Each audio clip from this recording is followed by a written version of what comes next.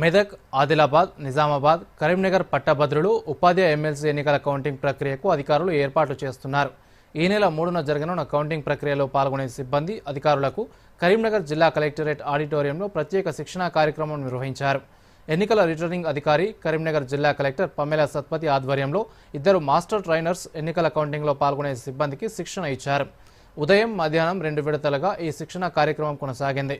ఈ సందర్భంగా master trainer Amarender సంపత్లు దూరదర్శన్తో ప్రత్యేకంగా మాట్లాడుతూ కరీంనగర్ అంబేద్కర్ స్టేడియంలో శాసన మండలి పట్టభద్రుల స్థానానికి 21 టేబుల్స్, ఉపాధ్యాయ స్థానానికి 14 టేబుల్స్ ఏర్పాటు చేస్తున్నట్టు వివరించారు.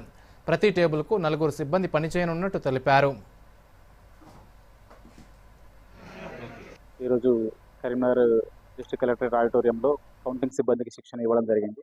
3వ తారీఖు నాడు ఎమ్మెల్సీ గ్రాడ్యుయేట్ మరియు టీచర్ కాన్ఫరెన్స్కి సంబంధించిన ఓట్ల లెక్కింపు అంబేద్కర్ ఇండోర్ స్టేడియంలో జరగబోతోంది.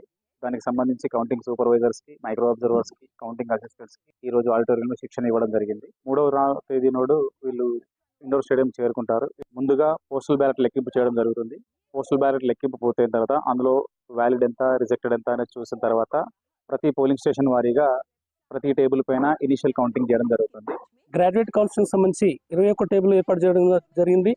ఒక్కొక్క టేబుల్కి 4 ఆఫీసర్స్, అందులో ఒకరు మైక్రో అబ్జర్వర్, ఒకరు సూపర్వైజర్, 2 అసిస్టెంట్స్ ఉండడం జరుగుతుంది. వారితో పాటు రో ఆఫీసర్ అని చెప్పి మరొక అధికారిని కూడా ఏర్పాటు చేయడం జరుగుతుంది. వీరంతా కూడా కౌంటింగ్ జరిగే సమయంలో రౌండ్ వారీగా సూపర్వైజర్ గారు రికార్డ్ చేసిన ఓట్ల వివరాలు ఏవైతే ఉన్నాయో వాటిని రౌండ్ వారీగా ప్రిపేర్ చేస్తూ మైక్రో అబ్జర్వర్ గారి కన్సెంట్తో ఏఆర్ఓ గారి టేబుల్ మీదకి టాబ్యులేషన్ నిమిత్తం పంపడం జరుగుతుంది.